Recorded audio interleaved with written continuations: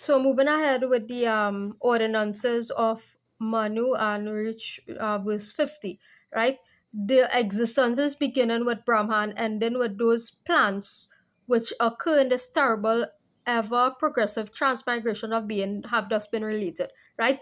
So basically this means we have experienced all of life already, right? And I made a point in a previous video that we are at a tipping point with regard to knowledge, right? Meaning that like if we have a graph, right, and the graph, right, a normal curve, right, a graph, right, and we at actually the tipping point of knowledge, meaning the top, all knowledge have been elaborated on already, all knowledge have been spoken, so the only thing left to do is service really in the world, right, in whatever capacity, whether it be online teaching, whether it be teaching in real, whether it be helping people, right, with disabilities, helping anybody, helping children, being of service, transporting, anything, right. The only thing left to be done on earth is service until you die, until I die, until you die, right? Because all knowledge have already been elaborated upon already, right? So this is the last, right? This is the last time and is wrapping up this knowledge, right? This is the last of speaking knowledge, right? Because we are wrapping up this speaking of knowledge, right? And the last time that this will be being done, this period, right?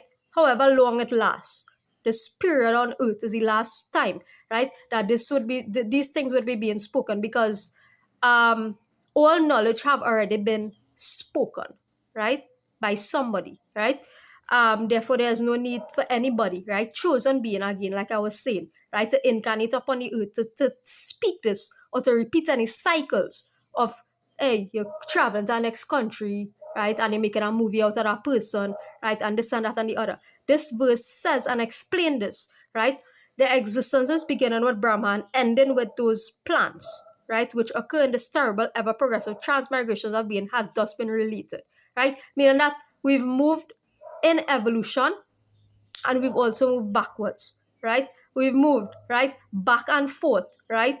We've moved forward, meaning from the smallest of the microbe or from an atom, in fact, right? From anything, a proton, neutron, electron, right? We've moved from the smallest speck, right? To the highest creation, which is a human being, right? And human beings have also descended, right? Back into lower life forms via transmigration process, right? So human beings, depending on your actions and deeds, you could descend, fall from a human form, fall back into an animal body, right? Fall back into a plant body, fall back into an insect body, right? And the verse is saying that all these things already been accounted for. We've been back and forth. We've been actually every creature already, right? Once you have evolved into a human form, right? Once you have evolved into a human being, it means that you have already been, right? You have been through the evolutionary process already, right? You was an animal, you was an insect, you was a microbe, you was all these things already in the past, right? So it's about returning now to dust, right? Returning to nothingness, right? After dust is nothingness, right? So because we have reached a tipping point in knowledge and all things have been elaborated, spoken, known, right? The only way forward now is a leap into the unknown, which is a leap into death, right? And rest assured that this is something that you could be peaced about. Your being and your soul could have a sense of peace about because there's nothing really after this in this lifetime, right? It is a lifetime that there's nothing after it, right? It's just a void. Void, VOID. A void, right? There's nothing to be scared about, right? We already know the pain. I already know the pain. You already know the pain, right? So it's about preparing ourselves. This verse 50, right? Lecture 1, verse 50, right? Is about preparation for death, right? With the knowledge that all things, right, have already been known, right? The only knowledge left to be spoken now is spiritual knowledge and preparation for death, right? Because all knowledge, right? Our knowledge of our birth is known. Knowledge of our birth is known. Academic knowledge is known, right? Knowledge of trading is known, right? All things, trading, right? Skill sets, right? Most exquisite buildings have been built, right? Everything, all knowledge has already been captured, right?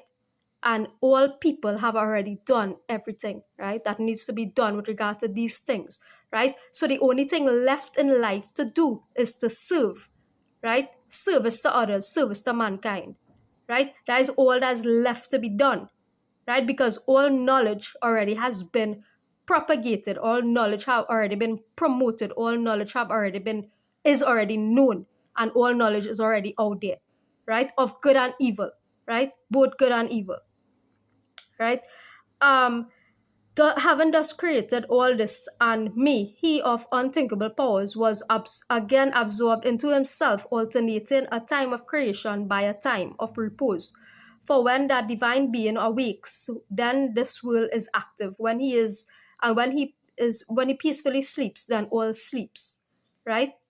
Um, Now, when he sleeps in repose, those active beings with a body cease from their own proper acts, and the mind becomes powerless, right?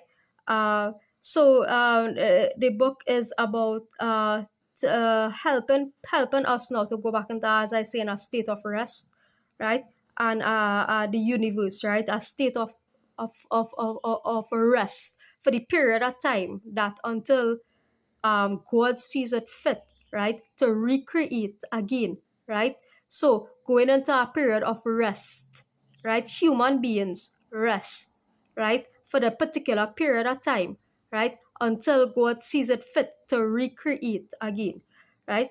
Um, and when in due course they are lost in that great being, then the self of all beings sleeps pleasantly in rest. The one with its organs long remains inactive, having returned to darkness, nor does it perform its proper acts. Then it issues forth in forms. When having become elemental and emanate, it enters into the seeds of plants or animals, it assumes a form.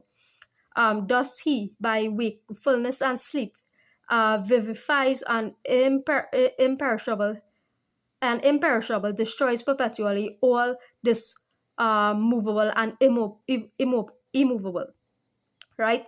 So destruction, right, is not always a bad thing, right? Destruction is part of the process, the universal process, right? So this thinking about constantly trying to create or sustain, right, is actually fighting a natural course, right? If it is the universe, the design of the creator of the universe, the creator is also the destroyer, dissolver, right? If it is that the creator has a appointed time for the universe or the earth to be dissolved, right? Why fight that, right? Why fight that? Why fight that and say, oh, no, let me try to sustain, let me try to create, right? Let me try to sustain via creation and constant creation, right? And repetitive behavior, right? Why fight that, right? Knowing that destruction is part of the process, right? The universal process, dissolving and going back, right? Into rest is part of the universal process, right? So we'll hold up there. This is 57. So we move from 50 to 57, right? And we'll pause there for a while.